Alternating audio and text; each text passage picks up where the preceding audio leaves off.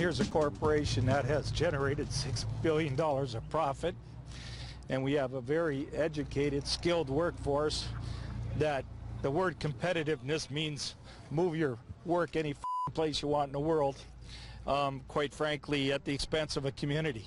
That was Canadian Auto Workers President Ken Lowenza today, reacting to the news we talked about earlier. The Caterpillar was closing its locomotive assembly plant in London, Ontario, after months of unsuccessful negotiations with the CAW.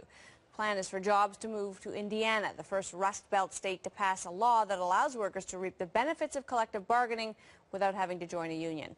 Erin Weir is an economist with the United Steelworkers, and Mike Moffat is a prof with the Western University's Ivy School of Business. Great to have both of you here. Good to be here. For having us. Mike, I want to start with you and ask, we've tied it there to worker legislation in the U.S. There have been some pretty significant moves against organized labor in U.S. states. And so I guess I want to start by asking whether you think it makes too much of this, whether this is just one plant, one bargaining process, a decision made on one tiny piece of a company's operations, or whether it is representative of something bigger and more important afoot. I think it is something bigger and more important. I think the timing here is not a coincidence. So we have a company, Caterpillar, that's historically been allergic to unions. They like going into right-to-work states. They've been pushing the governor, Mitch Daniels of Indiana, to pass this legislation. Mitch Daniels has been promoting it, saying it will create jobs. So sure enough, he signs the piece of legislation on Wednesday. The jobs move Friday. So Caterpillar got the legislation they wanted. Mitch Daniels got the job he wanted. So, there's a symbiotic relationship here. So what a huge surprise, Erin. The world's a competitive place, and people vie for economies in their own states and provinces, and they want to be competitive, and jobs move. I'm shocked. What do we do? Well, first of all, I'm not so sure it's quite as simple as Professor Moffat made out. I mean, there's no doubt that Caterpillar likes right-to-work legislation and may have timed this to try to validate the Indiana government doing something that they wanted.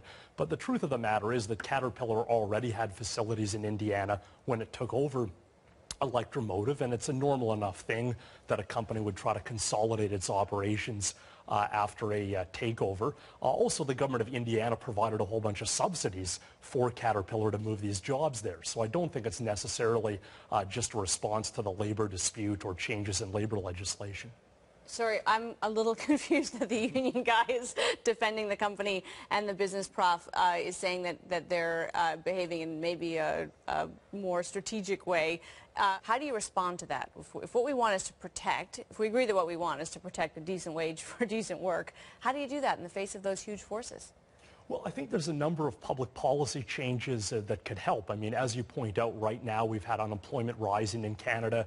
Employers are taking advantage of that situation to really push their workers for concessions. One province, Manitoba, has legislation that says that if a labor dispute lasts for more than 60 days, either side, the employer or the union, can go for interest arbitration and have some kind of a fair settlement adjudicated rather than allowing employees to just kind of be starved out. Now, in this particular case, I don't think it would have made a difference because I think Caterpillar wanted to move the plant to the United States for a whole variety of reasons. But we have seen a number of these other disputes. For example, there's one going on right now in Quebec where Rio Tinto has locked out a bunch of former Alcan employees. And I think that's a situation where having this Manitoba-style legislation that allows an arbitrator to step in after the collective bargaining process has failed, that would be a good thing. That would be an improvement. But if Indiana has now put, I'm going to ask both of you this question, have put a new model on the table. They've said you can have the benefits of collective bargaining, but you don't have to be a member of a union.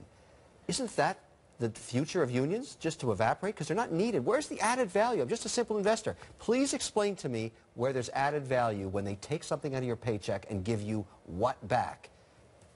Well, I think the problem is what you just said. You get the benefits of the union without having to pay the dues. It creates this kind of a, well, it creates a free rider problem, though, right? Where everybody is going to just take the benefits of the union and maybe not have much of an incentive to contribute. And ultimately, that's just a way to attack unions and a way to weaken the organizations. That's my point. This is wonderful. Well, okay, but it's a bad thing if you recognize the need for unions, which, by the way, I think this dispute actually illustrates the kind of imbalance in the labor market that unions are needed to counteract. Put the value on the table and I pay for it. Show me. Let's bring Mike in here. Mike, would you agree that, that to Kevin's point, that the right to work sort of representation without membership is not a bad thing?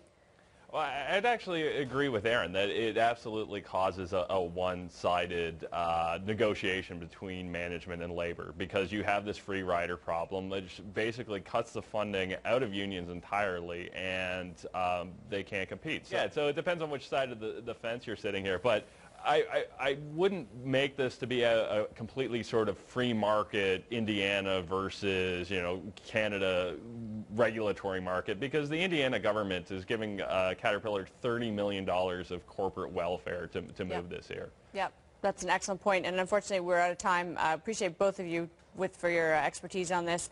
Erin Weir, economist, United Steelworkers of Canada, Mike Moffat, Prof at the Ivy School of Business at Western. Thank you both. Thanks for having us.